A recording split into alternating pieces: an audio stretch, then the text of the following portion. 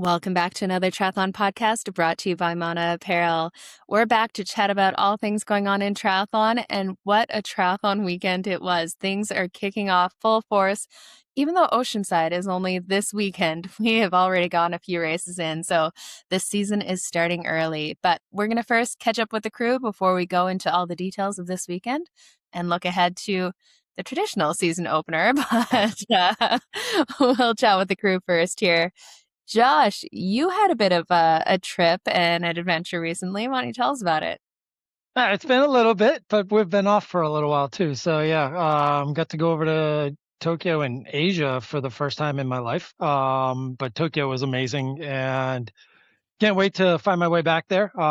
Japan is somewhere I would recommend everyone going to, Tokyo, but also spending like a couple weeks over there and getting on the train and going to visit Kyoto and Osaka and Okinawa. There's so much to do. And I was so jealous of all the people that either went early or most likely stayed later and continued to be on their travels. But the race itself, the whole weekend was just absolutely amazing, and got to do some really neat things with some activations and the Abbott Gold Club. And then, race day, we found out that we were going to be able to carry our own water, and that was stuff that they hadn't been able to do before. So that was like perfect for me, just based on my strategy of having liquid carbs. So I was able to do that, and knew with the injury I wasn't going to have that sub-3 effort. But I found out afterwards that my coach thought I was probably like 309, 310 shape, and she expected somewhere in that range and came home with a 306, 40 something. So not a PR, but wasn't really shooting for one, and ran another negative split marathon. And it was probably the best executed race I've had yet of triathlon marathon running that I've done, and it was just felt really good all the way, and fueled it right, and carb loaded right, and you can carb load pretty easy over in Japan with all the little treats they have in 7-Eleven and whatnot. But just a really fun race, and really cool with the out and backs to see a lot of the elite runners and the pros going the other way. Which you don't get to see often. And I actually got to see my wife go the other way at one point too, awesome. as she was running. So really neat. And it was just a lot of walking. People talk about like how far it is in New York, Fed. Remember, like it's like Tokyo, way farther. Depending on what color bib you are and where your like finish line bag is. Mm-hmm. My walk was about a 10K from the finish line to get to my bag. Oh, wow. And then I had to go back to the finish line to cheer for my wife, and then go to her bag, which was on the opposite side, another 10K away. So it was a lot of walking post marathon, which is not what you want after a marathon. Not what you want, but it ends up fleshing it out pretty good. I didn't have any problem going downstairs the next couple of days like she did. Really, really awesome city, really fun trip, and another successful race, and just really happy about that. Did not get into Boston. So I'll be really looking at, I'm going to do some speed work and do a half marathon, and then the BAA 10K and my first triathlon in June. So between now and June is going to be all like short course, half marathon or under, and then really target 70.3 Nice and Berlin at the back half of the year. Awesome. Sounds like fun. And you ticked off another major. So you're, making your way through that list for sure. Yeah, we'll have 5 by the end of this year, and then go get London next year for number 6. My wife will finish her 6 this year. She's doing 4 majors this year. So she's going from 2 to 6 stars this year. I will be at every major this year except for Chicago, which is the one I'm like, Definitely your home race. So you never know if my wife's like, nope, we're gonna go cheer. So I may be at all 6 majors this year. We'll see. Well, you need to go. You need to go down to Chicago because I'm racing it. So there we go. Need the support crew. Yeah. All right. We'll see if I can fit it in. Speaking of Fed, how was your trip to the other side of the world? We were there around the same time. Yeah, we were almost the same time. Yeah, I did a bit of a trip to New Zealand, raced Challenge Wanaka, trained down under. It was pretty cool. I mean, it's always nice to go back. And for me, you just can't beat it. You have the mountains, the trail running, the lake swimming. And for someone Hanging who's with the legends of the sport. hanging with the Lindy Ranger, yeah, just casual. And yeah, but it was awesome. Also catch up with my coach and some friends over there, which it feels like home away from home. Specifically that town, Wanaka, for me. Unfortunately, I on race day I came up with like a stomach bug or something, Oh and no. yeah, and I woke up feeling a bit off, so with a bit of shivers and stuff. And I was like, I don't know how am I feeling. We'll see. And I'm not a nervous racer, but before the race, I had to go to the one of the porta potties to throw up a little bit. Oh Sorry for the no. listeners if you're eating. Uh, but I was like, is that nerves? I don't know. We'll see. And then we got in the water, started swimming. Everything felt okay to one extent. And then on the bike, I was like just not feeling it. And all my nutrition, as soon as I took nutrition, it was going out Oh the no. same way it came in. Yeah. So I just felt really weak, like after one lap of the bike course. And I decided to call it quits because, what's the point? And just, Yeah. and but yeah, it happens. This is the first time this has ever happened in 10+ years of racing. So Mhm. I guess it's not too bad. But I mean, it was unfortunate that it happened on that race and on that place. Such a And big trip, right? Yeah, exactly, halfway around the world. But yeah, that's when it tends to happen to people because you've yeah, had such a big Mhm. travel experience and you've been around so many people in open environments like that on a plane and then you're eating different foods and not sleeping. It tends to happen, unfortunately, and it tends to happen on some of these bigger trips. So it's lucky that you haven't had it happen yet, but unfortunate that you were ready to go this year. yeah. And especially like usually when I go to that part of the world, I try to get there like super early to get my system going, and then take a bit of a holiday after. But this time with timing and scheduling, I had to Mhm. basically land and compete, which I think that was also Yeah. part of the problem. But lesson learned, and I now have an excuse to go back again. And There we go. yeah, I like so that perspective. I need to go back yeah, for I mean, redemption now.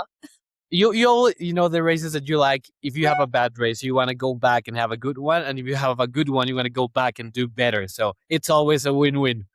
The triathlon way. Yeah. Yeah. Well, So, but yeah, happy. I enjoyed it, and it was cool to get the racing bug again, and mhm. just back at it training. And I signed up for Chicago. Funny Oh, story, I signed up for the lottery, and I was at my parents' house and my sister was there, and I told her, hey, I've always entered the lottery and I've never gotten in. Like, the only time I race, I have two majors, Chicago and New York, and both of them I've raised them raising funds for charity. mhm. And I've always signed up for the lotteries, and I never get in. Yeah. Uh, so we were having lunch at my parents, and I told my sister, "Hey, let's just sign up for the thing. We won't get in. We'll just, May as well. it'll be a cool story." And anyways, we both signed up for the lottery, and little did we know, both of us got in. And my No sister way. is not a runner; like she just hates running. So she's just panicking now, just Yeah. figuring out how she just ran a 10K like a couple of weeks ago, and she was like, I was almost dying. I don't know how am I gonna do a full She's marathon. a So quarter of the we'll way see. there. She'll be fine. Yeah, yeah, she'll be right. So it's gonna be a cool experience to share with her. I still don't know if I'm gonna pace her because having a sister, I know her to the bone, and I know if she gets angry running, I do not want to be near her. So She'll be in good hands in Chicago, though. Yeah, there'll right. be lots of So people around. yeah, so I think it's best for us to each run our own races. But in the meantime, I need to find like a 70.3 or Olympic distance to get the fitness going. But yeah, that's With what. Chicago, though, that sounds like 70.3 Nice World Champs is out of the picture, or are we still going to try and qualify? Well, I don't know. I need to look at the schedule. I haven't really thought my calendar It's through. about a month. They're about a month apart. Oh, if they're about September 12th, 13th, and then Chicago's usually like October 11th, 12th, something like that. Oh yeah, fine. Yeah, then I would need to pick like probably my air race would be Nice or Chicago, and then just I mean still race, but yeah. Let's powwow about what 70.3 you're going to target then. Yeah, I mean there's 70.3 Los Cabos in about a month here in Mexico. We'll see, but yeah, definitely need to get that ticket punched out early on to join you guys, and then we can party up in Monaco after Nice. Yeah, well, what we all need is Mr. Trump to get the heck out of Iran so that the fuel prices will come down and we can afford flights again. My God, yeah. Craziness. Well, talking about 70.3s, you guys should come out to do Ironman Calgary 70.3. I'm going to go do my home race again this year.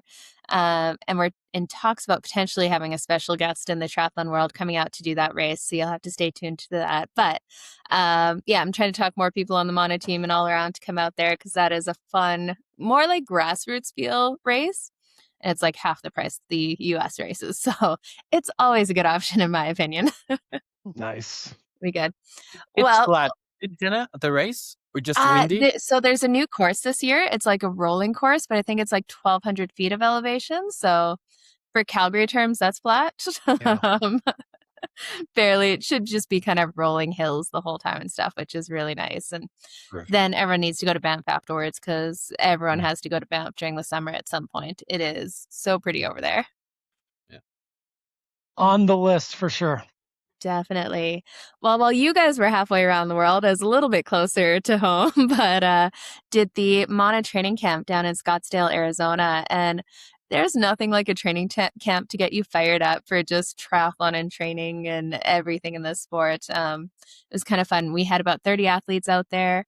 And for the first time, I had 7 athletes that I coach one-on-one come out to the camp. So it was really cool just to be able to have that many athletes out there and just give them hands-on training when you can really get that form and technique dialed in person working with them. It makes a really big difference and just get to understand a little bit more of those, like their mindsets when you're spending that much time throughout a training week and being able to see actually what their strengths and weaknesses are. So that made it a lot of fun. And then the Mana coaches and kind of support staff and stuff, we had about 9 of us in an Airbnb. So it was geeking out on Triathlon Central all around. We were watching the Ironman there, Ironman New Zealand one day. The house had like all the bikes and everyone's like scattered around between the workout sessions. We're all like tuning in to see what's going on during the race. And yeah, just geeking out in general. So definitely the bikes might have been worth more money than the house at some point. Yeah. So I also did my new bike reveal. So I'm super stoked. I'm going to be racing on the Ventum Tempest this year, which just a beautiful bike. I only got a taste of it with a couple rides, but I'm looking forward to getting outside and playing around with it some more. So far, love it. So it was fun because they are a new Team Mana sponsor on there. So we had like 5 or 6 of them kind of laying around, and then a few other very nice bikes as well. So there was definitely some bike porn on the training camp because everyone had some pretty cool setups in there. Yeah. No, just so much fun. So we're already kind of planning for the next Mana training camp. We did one in Cozumel a few years ago, and we're looking at going back. Nothing's finalized yet, but potentially February next year, we'll be back in Cozumel. And that is the ultimate place for a training camp when you're all staying in the same resort. Makes it so easy to connect, get food with people. And they have this old highway that you can ride around with no traffic for most of it, and just beautiful riding. And last time we had some fun too with some snorkel tours and a night out on the town where we like to train hard. And then at the end of the camp is definitely the party hard night. So it's a fun balance of training and having some fun there too. So definitely stay tuned there with some of the Mana stuff. We'll have some announcements throughout the year, and we're looking at potentially doing another camp too. So it's so fun just when you can go geek out with people who are as crazy as you are to do this sport. And some stuff around 70.3 defending champ Yelagines too, probably would be my guess, as he comes over to North America in the next couple of weeks. Lots of chatter there. Yeah, we were really excited to see, especially after this weekend, him. So Yellow Gene's finally racing in Mana apparel. So he'll be getting a few seconds out on the race course wearing that. And there was definitely lots of discussions about him. And we're actually doing a special edition Yellow Gene's tri-suit. You can actually buy the same tri-suit that Yellow Gene's races in. So if you want to go check that out, Mana will definitely have more details on that. It's just kind of cool to get a chance to wear the same thing as one of the best and the current 70.3 world champion. But speaking of racing, this was a jam-packed weekend of racing. Holy smokes. And it was kind of funny how things worked out with the World Triathlon Series race being canceled. We had some big names coming out to Ironman Geelong 70.3 like Hayden Wild. And then we had some of the favorites that we're looking at all the time with Christian Blumenfeld. And we got to see a field that was pretty crazy for this time of year. Yep. Usually we don't see that until 70.3 Worlds. Let's see. It certainly helped with the cancellation of the WTCS event, right? And Ironman was nice enough to give Hayden a slot, and it's like, wow, that really helped Ironman's numbers for sure. I think the total viewership of Geelong was like in the hundreds of thousands of views, and in the T100 was like in the 20, 30,000 range. So it was definitely the one to go with over the weekend for sure. Yeah. I mean, we had names like Christian, Yelligins, Hayden Wild, Jake Birthwhistle, and obviously on the women's side, Kat Matthews, Grace Tech, Penny Slater, Tamara Jewett from Canada, just packed and super stacked field in the Geelong. So it was pretty cool to see, especially because races early on and on that part of the world don't get too much like renowned athletes. Not to say that the races don't have quality, but that a lot of people don't travel that far early on if it's not a championship race. And it was cool to see that there were a lot of really, really great athletes racing over there. Yeah, definitely. And I think one of the big standout things is, would anyone have guessed going into this race if Hayden Wild is off the front with Blumenfeld like a minute and a half down, that Blumenfeld would run past him and put time into him? That was absolutely insane. It looked like Blumenfeld wasn't quite having his day as he was kind of dropped off the back of the front pack on the bike. And it seems like maybe he was just kind of riding his own race. And then we had Hayden Wild kind of pulled away from Yellow Genes in the last little bit of the bike ride and went out into the run in the front of the field. But we just saw Blumenfeld, like, he had the knife hands going on, just sprinting out of transition at a pace that looked absolutely... It looked tiring to watch. It looked like he was sprinting from the start. That was absolutely crazy. I would be scared to see that running me down. By the way, before we even discuss like the entire, like, he ran past Hayden Wild, who was running a measly 3:12, 3:15 per kilometer split. Like, I mean, just that. I mean, that wasn't good enough to hold a minute and a half lead. Yeah, absolutely. From some of the best runners in the world. And, we had so many discussions around 70.3 Worlds where Hayden would line up. And now, keep in mind, Hayden's been training for a short course, like sprint distance race. So he hasn't been dialed in for 70.3. This is a little bit last minute. But anytime you start to doubt Blumenfeld or think that he's out, it is like fuel for his soul. And he just comes storming through and proving everyone wrong in there, and just absolutely decimated Yellow Genes and Hayden Wild. It was crazy to see. Yeah, I think on the men's side, there weren't any surprises in the swim. I think everything played out as we expected, right? And Yella and Hayden and Christian were all together coming in and out of T1. With Kurt McDonald was close. I mean, there were some pretty big heavy hitters. Jake Birtwhistle, who's always really good early season and has had some good races in the past and looking to bounce back this year. Thorpe and LaCour were kind of off on their own. And Pierre LaCour now back-to-back races. How long could he hold on after the marathon he ran in New Zealand? And we came to find out one lap on the bike course, and he was done. which just it solidifies even what Christian and Kat did in Geelong as well too, because Pierre Lacour had to DNF, and that T2, this was the first race. Like I think in New Zealand, everyone's like, okay, 20 meters was a huge factor, and Trevor Foley and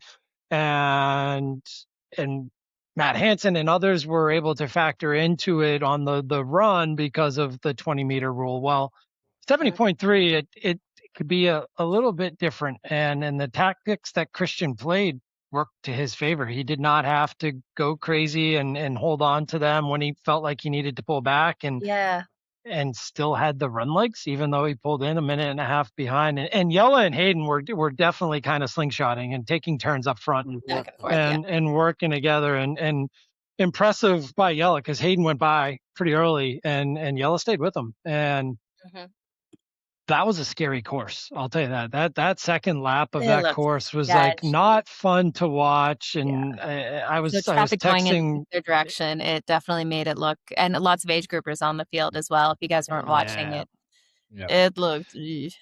Yeah, I was texting with Travis, and there was a chance he was going to hop on with us, but he's driving down to Oceanside right now, so he's in the car somewhere. So what's up, Travis? He pointed it out in his YouTube this week. Like that can't happen after Hamburg and other things. But if you're going to hold that race and have the pros in a Pro Series race, like it's got to be done differently. That road is so narrow out and back, and I mean that's narrower than some roads that we've run one lane on. And they're running two ways, and lap traffic and age groupers 3-4 wide. And Hayden running the way he was running up front, like he kept yelling at the motorbikes too. Like the motorcade should have been up in front, clearing the way, and allowing some, but that wasn't happening. So Hayden was clearing them himself and slingshotting, and I think with that moto, but I do think that 20 meters was a huge factor in this race, and we'll see it continue to play out, and we'll find out this weekend how it really plays out. Yeah, and I think with the moto on the course there, they kind of have a mandate now not to be in front just because of that potential draft effect. So they're supposed to be filming them from the side or from the back in there. But it's absolutely. You couldn't film from the side on that race. This is an ultra close-up shot as you're right next to him. Squeeze by. Go ahead, taking everyone out. I was gonna say that what really surprised me, and I don't know if it scared me, was Christian's run. I mean, to be this fit this early on, crazy. Either things are gonna be amazing for him, or he picked too early, because I think the only person who has ran a 106 has been Jan, like in 2018 World Champs. And Casper. I think he's got actually 10th. I was going to say he's like in the top 10. So there's been a few that have gone faster than that. But he was still like high-fiving and stuff down the finish line. Like he could have taken 30 seconds off that just run it. Clocking like 15:30s, 15:40s, like it was nothing, like 5K splits. That was just, I think his lowest 5K split was like 16:20 or something like that. And that was the last 5K, Unbelievable. Did you guys see that moment where he like takes his hat, turns it around, and goes? Like that was insane. I wonder if that's like a mental cue for him. Like when I turn my hat, it's go time. It means it's on. Well, let's talk about too the fact that we were able to watch that race in prime time for the most part here in North America, right? Like that decision that Ironman made to continue doing their races first thing in the morning was a huge factor in the viewership, especially live. And whereas the T100 likes to do their races in the afternoon, well, that meant that race was overnight here, and most of us weren't staying up. We knew we had to get up for the week. I mean. So I don't think many people watch T100, especially not live. People have probably gone back and watched it, and a lot of us have. But and then I think the Ironman coverage of the race was really cool too, with two people in Boulder. You had two people on the ground again. You had Sam Appo, who had just raced in Dallas. So it was like, I think Ironman's doing a good job with the coverage in all facets of it. One this weekend for sure.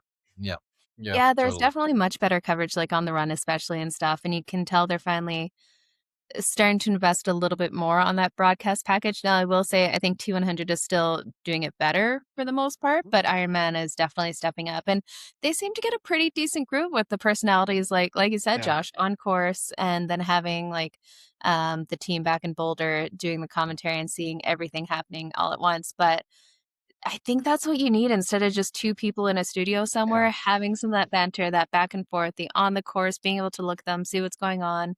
That really makes a big difference in, just being able to see some of those moments in the coverage and just getting a few different voices, because we'll talk about the women's race in a second here, but sometimes there's not a lot to chat about. This race, we had an epic run battle that no one would have seen coming when Blumenfeld's down off the back, 90 seconds down, and then, runs through Yellen, Hayden, and all of that, right?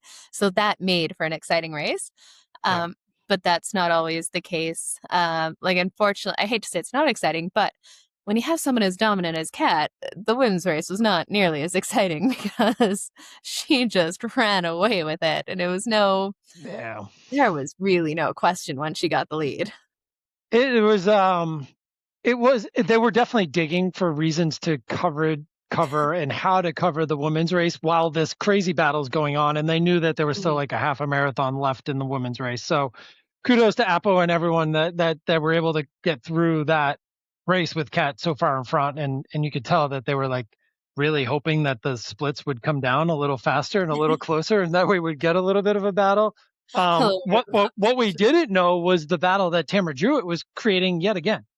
And ran herself from 10th, 12th up into the podium again. And that was coming off of another amazing, crazy fast half or full marathon in New Zealand, a course record there. So her legs were fatigued. You could see it on the bike. And that's why she lost a ton of time on the bike. And Danielle Kleisner, same thing. I mean, she was nowhere close off the bike too. So those runners that could potentially push Kat just weren't anywhere within reach, and just took away that storyline a little bit. And it was neat to see Steph Clutterbuck up front for a while, and she stumbled coming through T1 and onto the bike, but she got on the bike and got off the bike in 4th place to start the run. So she almost DNF'd, but she finished, and that's a step forward for her. And hopefully she can continue to figure out pots and everything going around it so that she can race at the level she'd like to, because coming off the bike in 4th, it looked like she maybe had figured it out and had a chance. So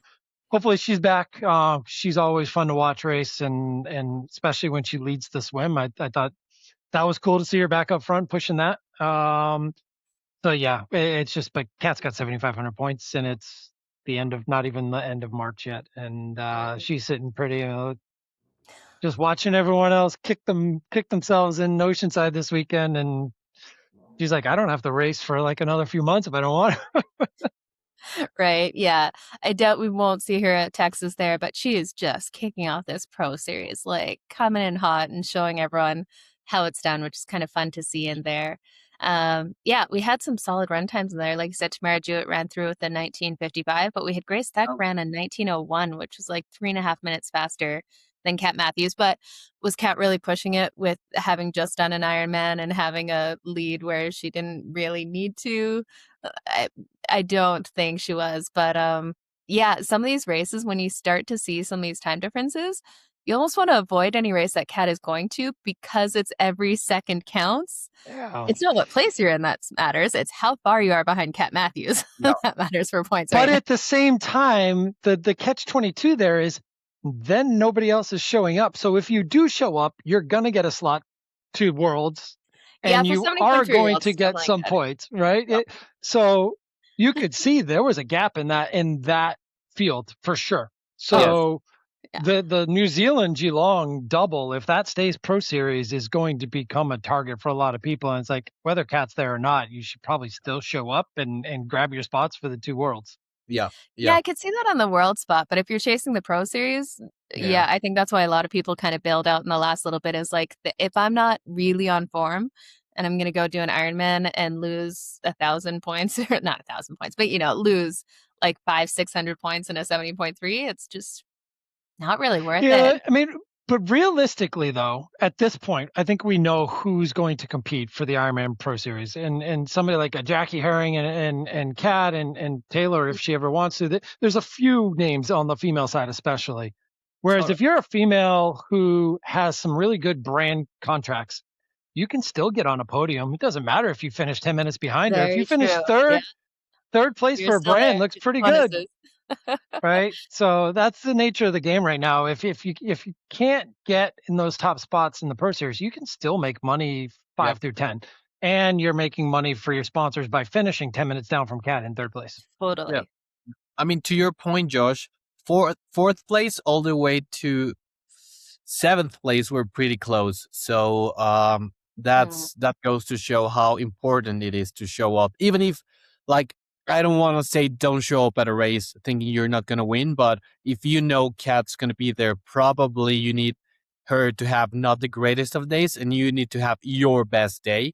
But even if you have a pretty decent day, you can still get some good points, get your world slot if that's what you're after, and get a decent paycheck at the end of the day. And I mean, if you're 70.3 Geelong, do you put like an extra bonus if somebody knocks Grace Deck off the podium for the first time in 10 years next year? Because that's 9 years in a row she's been on the podium. Yeah, just the consistency. That's crazy. No, it doesn't seem to matter the field. And talking about 70.3 world spots, one thing we didn't mention in the men's race is Hayden now officially has a 70.3 world spot. So we won't have a what if, maybe, should he, could he. He's in for 70.3 worlds. Now, what form or whether he's targeting it at all with the Olympic stuff coming up, we don't know, but he can race it if he wants to in there. So that's good that there's no questions. And you get to watch that race. I might have to DNF just so I can watch this race. There we go. Just to see it happen. No, that's not going to happen. I haven't DNF'd yet. We're not going to let it happen there. There we go. Let's not start with that chatter. But yeah, it was just really good to see that there were, like, on the men's side, there was such a strong field and it was such a dramatic race, because you never know. So early season, it can be some blowouts because people's fitness is kind of all over the place. So let's move on then to the T100 Gold Coast. So this one, a little, it was a choppy swim to start. So that definitely made it interesting. Did you guys see, like, on camera, if it looks choppy, then in person it is gnarly, because it never looks as bad as it feels in that water. Some of the memes were pretty hysterical too. It was like the biggest kahuna waves ever. That was like, no, that wasn't the actual start, but yeah, pretty close. Yeah. It was definitely in there. And that makes such a big difference. Like, that splits up the field. Who knows how to take advantage, especially some of those waves coming in. And it seemed like it was a weird setup where it was really shallow for a while, and then they got back into deeper water. So they're trying to navigate, like, dolphin diving into swimming into dolphin diving to, man, your heart rate would have been sky high, especially after, like, going through that chop, trying to get out of the water afterwards. Just did not look fun.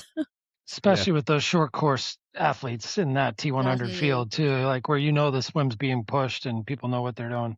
Yeah. Gone all the way through. So we didn't quite have the field that we were hoping for going into this. We had a couple of people dropping off, like I'm blanking on Ash Dental. She's pregnant, so she's not going to be racing this year. And Kate Waugh dropped out of it. So the top, some of the top names we had in there were like the Taylor Nib, Jess Bulger, Simmons, Vanderkay, Bogan, Prestala, Salthouse, Wilms, Vancouverden, and Sippert were in the top 10. So did anyone not have Nib for taking the win?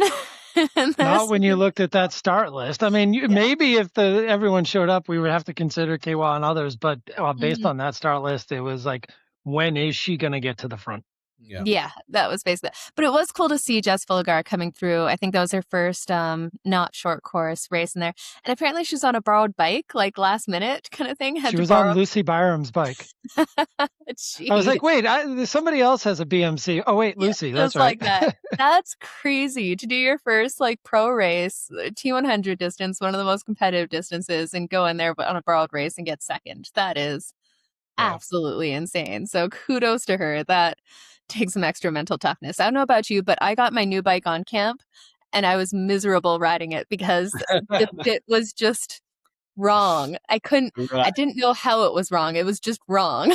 So first off was going to the bike fitter after I got back just to make it not wrong. But that is not an easy thing to dial in. And like Lucy Byram has an aggressive fit with it too. So that would have been quite the switch up from road bike to Lucy Byram fit. And she's another one who missed the start list too, because she's battling injury as well. So, but it was good for her to be there for her friend Jess, and I think they're actually roommates now too. So anything for Lucy to pick up her spirits is probably a good thing at this point in this year, and get her back healthy and racing. That would have been a race she would have factored into. Yeah, absolutely. We had Imogen Simmons back racing in there and so the podium was Taylor Knibb, Jess Folger, and Imogen Simmons. So we definitely saw some people getting some money. That was the big thing about this T100. It was disappointing not to have the men's race there. Kind of missed out having that action. But when you're comparing the Geelong, Ironman Geelong 70.3 to this one, there was $50,000 for the win in this race. And that is a whole lot more than the winners got at 70.3 Geelong. So because if you missed it this year, they're not going to have contracts for the T100. They're just trying to pull in those names with these races and big prize money. That's got to have a couple people going, oof, I just raced all these people and got $7-8 grand, or I could have gone over here and gotten 50 grand. Yeah. Pretty decent pull. Yeah. It's again, we're going to continue to see this play out, and we won't know. There's a lot of names, especially on the female side. Like that's where do you go on the female side? Like we were just talking about with Kat and that factor and Laura Phillip. And when they're involved, do you avoid those races, or do you go after the second and third step and podiums and worlds, or do you go chase the money? And is it all about the money, or is it about your brands and your relationships? And there's so many factors, but on the female side, there's so many females not in the sport currently right now this year, and Ash Gentle out for the year, and Lucy Charles injured, and Lucy Byram injured. So there's definitely some opportunity and decisions to be made. Yeah, I would say if you're not in it for the Ironman Pro Series, where there is that carrot of the 200,000, if you can get into a T100, it's a pretty good call, because they're paying a lot more in there if you're not trying to collect points. And a little bit shorter day overall. The only problem is getting into the T100 race is a lot more challenging. Exactly. But yeah, I will say this one, I clicked kind of, like you said, this played overnight, so I was not up in the middle of the night watching it and kind of fast forward through a fair bit of it. But they always do kind of the production of it well. Like they definitely got that dialed in, and it looks like a much more kind of professional setup with the blue carpet and everything in there compared to the pro transition at Ironman. So it's good to see that they're holding on to just that broadcast quality kind of thing. It looks cool. Yeah, totally. And they're able to handle a double mechanical, as we all witnessed. Okay, I did see that. That was crazy. 2 women coming in at the same time. Those 2 poor bike mechanics trying to get it sorted out. It's like, of all, like they wouldn't have seen anyone else the rest of the race. It's just the 2 mechanicals coming at the same time. It's not how we wanted the Mana airtime, but Beck Clark was able to get her bike sorted. Yeah, off and running there. But a good start. Great seeing her coming out of the water and stuff, and tons of coverage in the beginning there. She's definitely super solid. So exciting to follow along with what she does this year too. Yeah, great day for a lot of Mono Pro athletes, and great weekend for a lot of Mono Pro athletes. And the other thing out of Gold Coast too was the crazy time that John Reed threw down. And did you guys see that? No, I didn't. So they had the Gold Coast 10K, which was also another big race, and I think they had like Alex E and Matt Hauser over there, and they were pacers for the 10K race. But John Reed threw down a 14:36, I believe. Oh wow! To win it. So yeah, someone's coming after a spot in the 2028 LA Games would be my guess for the U.S. squad. Oof. That is absolutely crazy. Well, we've got the next race up in the Ironman Pro Series is going to be Ironman 70.3 Oceanside, which, like we said, I can't believe it's this weekend. And we have a few people backing it up from doing 70.3 Geelong on the Sunday to racing Oceanside on the other side of the world on the Saturday. Who do we have doing that? So we got Blumenfeld, and who else is doing it? Is Lionel doing it? Well, he didn't do Lionel is not. Yeah, but he's not even right. He's doing Texas is what his focus is right now. So he did Dallas and Little Elm, sorry. And now he's going to do Texas Oh, we got full. Taylor. Yeah, Taylor Knibb is coming over from the T100 to do Oceanside too, and doing that crazy across the world To defend travel. her title. Ooh, absolutely insane. Well, let's go into it. Let's start with the women's race this time because we've got quite the course. So here are some of the top names expected in there. We got Taylor Knibb. She's already got her qualification. Paula Finley, Solveig Loveseth, Jackie Herring, Kirsten Casper, Grace Beck, Danielle Lewis, Victoria Lopez, Amelia Kretz, Marta Sanchez, Grace Alexander. Like this is where we usually see a little that different than Geelong. Yes.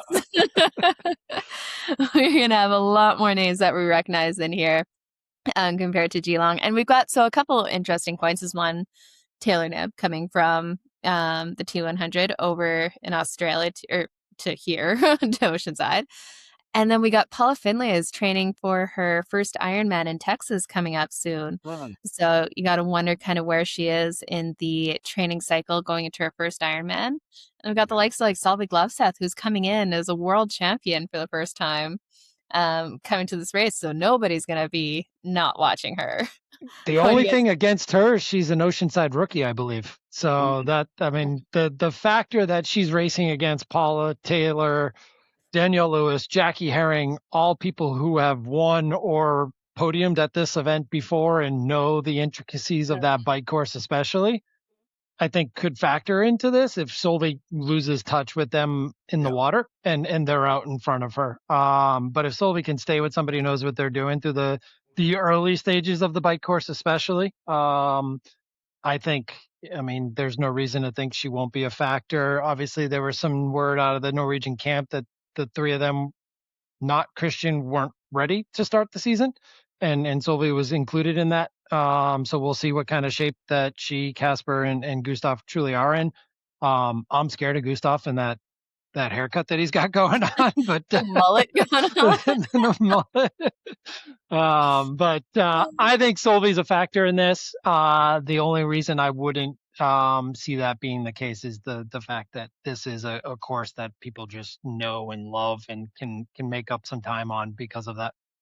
See, I don't know. She's never been like exceptional at 70.3, right? Like she had a really great Ironman World Championship. She's not a name that we'd typically be talking about as being one of the best when it comes to 70.3 distance. So I know she might be a bit out of the swim because we've got some strong swimmers here. Like you're going to have like Taylor Knibb, Kirsten Casper, Victoria Lopez. Like they're going to be swimming 24 minutes kind of thing. And Solveig will be a couple minutes back, but she does have a killer bike. And if she can pull out the bike legs that she had in Kona and stuff, she definitely could be a factor. If she can stay with Paula in the swim or near Paula and the two of them go together on the bike, I think that's a big difference maker for Solveig. I agree with you that yes, we haven't seen the true merit of Solveig in the 70.3 distance, but I think it's there and I think she's capable of it, especially early in the season as she's getting ready to build in peak. And Paula, the same thing is, we'll see. Paula's gone anywhere from the front of the pack to mid-pack swimmer too, so we don't know what Paula we're going to get either. It's definitely going to be interesting. I think this course suits Solveig a lot, especially on the bike, because she can do a lot of damage over there. She just needs to stay within the limits on that downhill, because I remember this one year Daniela Reeve got DQ'd because she went over it by like 0.2 kilometers per hour or something like that.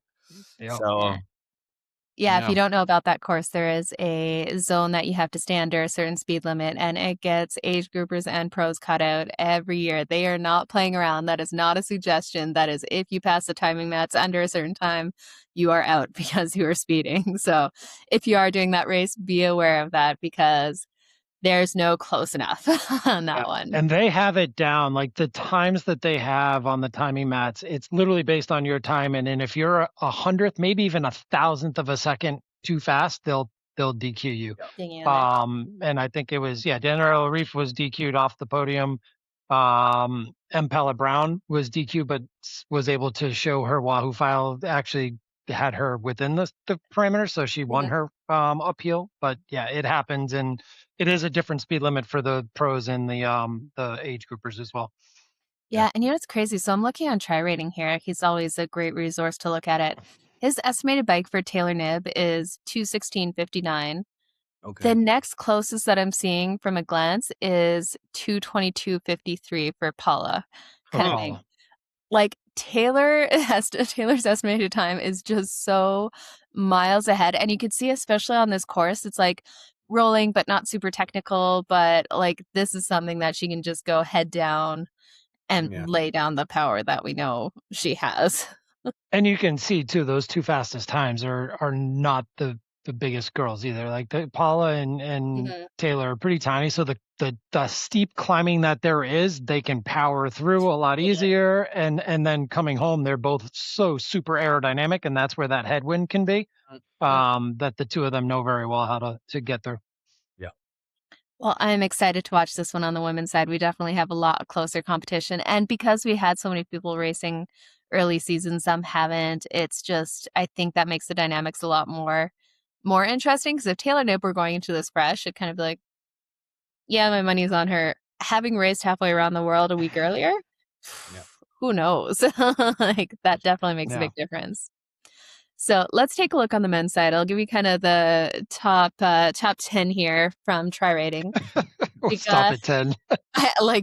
Really, you could go 20 and it would be, you could go 25 and it's recognizable. Yeah, I'm starting to look further down. I was like, yeah, count him in.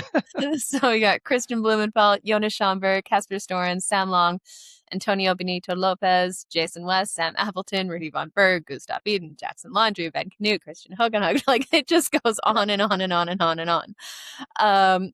This is gonna be wild, and this is why this race is so much fun, is because you don't know exactly where people are fitness wise, and it can either be like an explosion fest if people try to go with the bike. But I think with that 20-meter rule, I think you're right, Josh. I think we might see less explosions and better runs because people aren't so dead set on holding onto the pack, because there's a lot less advantage to being in the pack now with 20 meters.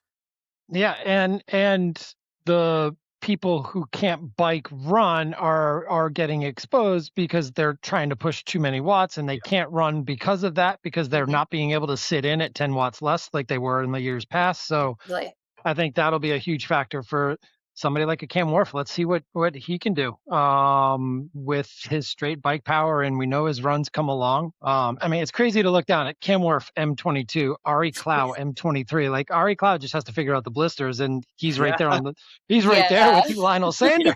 That was crazy. See, running with his shoes in his all I could think of was the Super Tri reel that we put out this week of like Hayden Wild with his helmet on and Mike jumping in with the sneakers on. It was like, oh God, Ari. I remember. Who was it that jumped in with the runners on? Was that? It was Mike from Blank Sports Nutrition. No, there was another, like during one of the pro races. That was like you one of Super Tri. Yeah, back in the day, there was one of the pros was like going to be like kick or hit the time limit kind of thing. So he jumped into the swim with his running shoes on, just hoping not to hit that 90-second roll. Yeah, it was Mike Arashida. It was just he was just a young kid back then. Got you. Okay. Yeah, that's insane. And then there was another, who was it? Someone else in Singapore when we were there, ended up taking off his shoes and running because he had blisters and stuff, and just like ran. Anyways, crazy stuff in Super Tri as always. Let's Jackson Laundry, defending champ, M20. Like insane. And he's in Tri Ratings rankings, ranked as number 10 in here. We got Gustav Eden as in 9th for the rankings, just based off. So Tri Rating always goes off of their previous times and doing the calculations. He's calling Kristen Blumenfeld with the win. But what do you guys think? Can Big Blue back it up after that run performance? Yeah. And travel. Turn it around after the travel. Like, I think he went in a lot better into Geelong because he didn't destroy himself in that Ironman. That that was another training day. Yeah, but he destroyed himself in like the 40 or the 20 by 400s he did a couple times the week leading heard into about the that. race. It's on his Strava. It's Jeez. insane. That was wild. That guy. But you can't count him out. That's what we see. And he's trying to do that in Oceanside this week. He's going to do another track session just like it. Oh my God. That is absolutely insane. Remember, he is like 30 plus K run like a week before Kona, or was it like 40 Ks? Like it's a like a crazy bike ride too. Yeah. Yeah. I think he can get beat in Oceanside though. Same. Yeah, it's hard to see him backing up, especially when you have like a Jonas Schomburg kind of thing. He's always going to mix things up and make the race interesting. Casper Storns had an incredible year. We don't know where he's at fitness-wise in there. We got Sam Long in there, so it'll be interesting to see where he's at. Last year wasn't quite his year, but in the past, Sam Long has kind of like gone into these early season races super fit. Yeah. And had less of an impact on the rest of the year. So we'll see if he's being more he's moderate. done well at Oceanside behind Lionel. Totally. Yeah. We don't have a Lionel Sanders out in Oceanside, which is just like feels wrong. That's like the Lionel Sanders, like he's got how much of a factor does the 20 meters play on Jason West? He's another one of those runners who has done well at Oceanside. And knows his course. Ben Canute just got a podium. So, I mean, another Oceanside guy. I don't think Ben Canute has a win in him anymore, but not at this field. But you never know. And I think Justin Rielli's scary. He's now a full-time pro for the first time and has a lot of mojo and is fresh. Yep.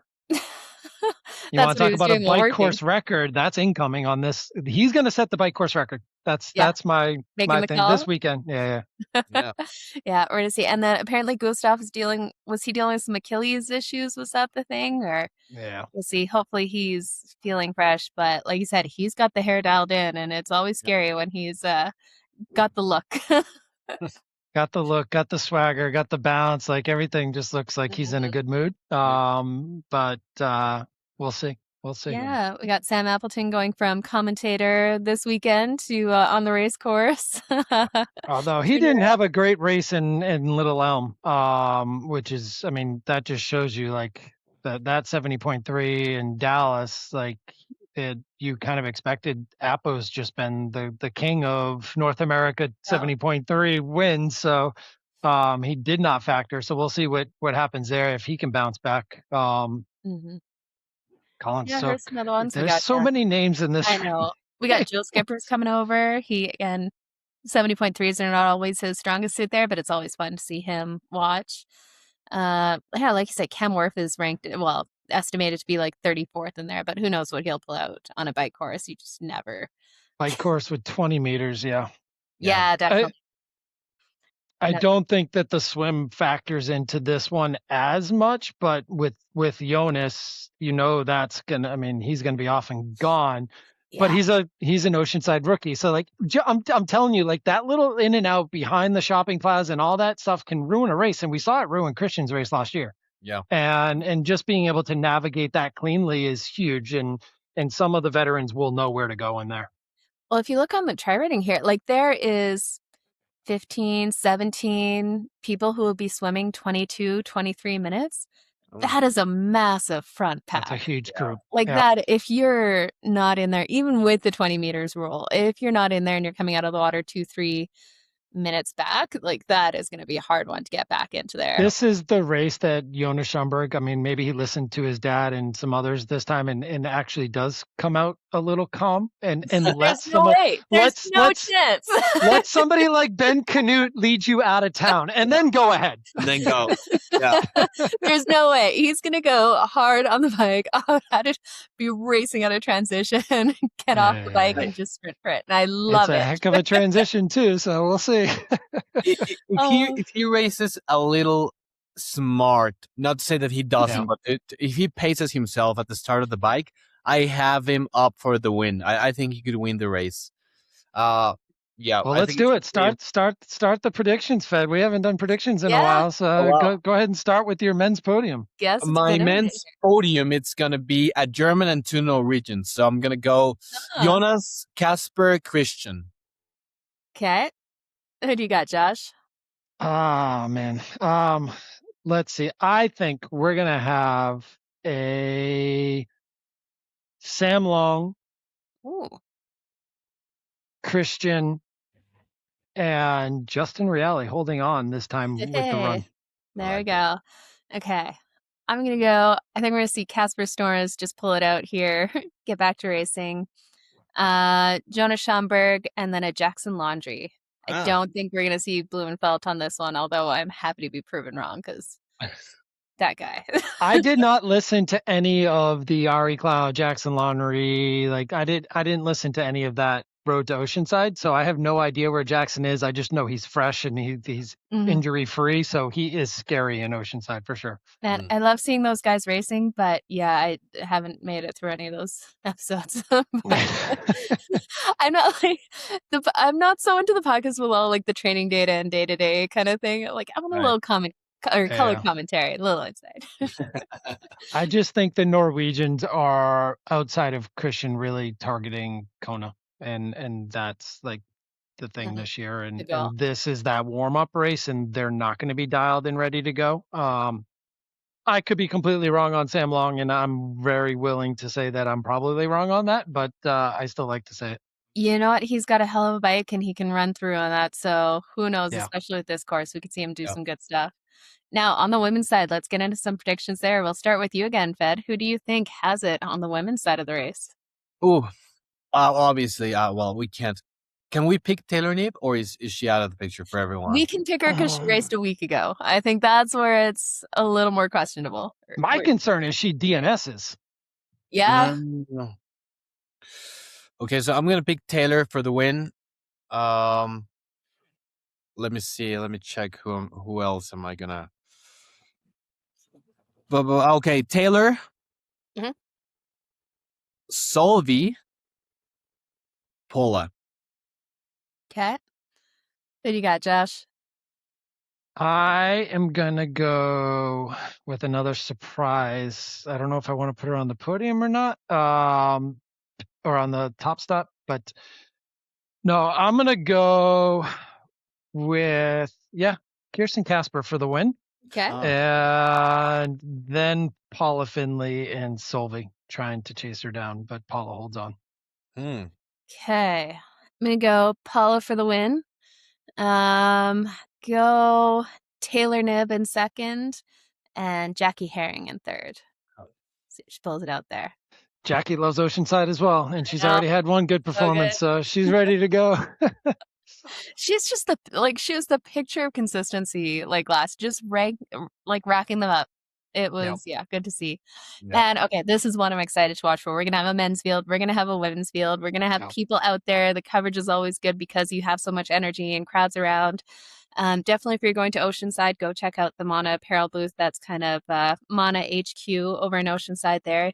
We've got a bunch of athletes racing from the team as well, and they're always happy to invite new people along there. So go follow the Team Mana accounts and Mana apparel because I'm sure they'll have some race week activations.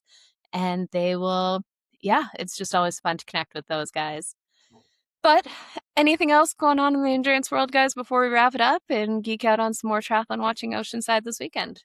The one thing I will say is I was really hopeful with the announcement that Precision is now the title sponsor for the next 3 70.3 World Championships, that we would have gotten the 2027 location, but we still are waiting to find out where the 2027 race is going to be.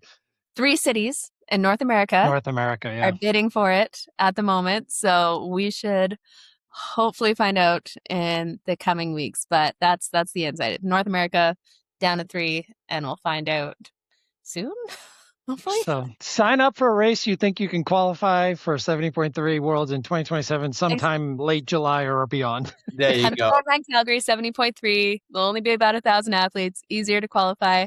Come out and say hi in beautiful Alberta here. Perfect. Awesome. Amazing. Till next time, we will definitely be back next week, chat through it all, and get back into the groove. Welcome back, everyone. Have a good one, guys. Yeah.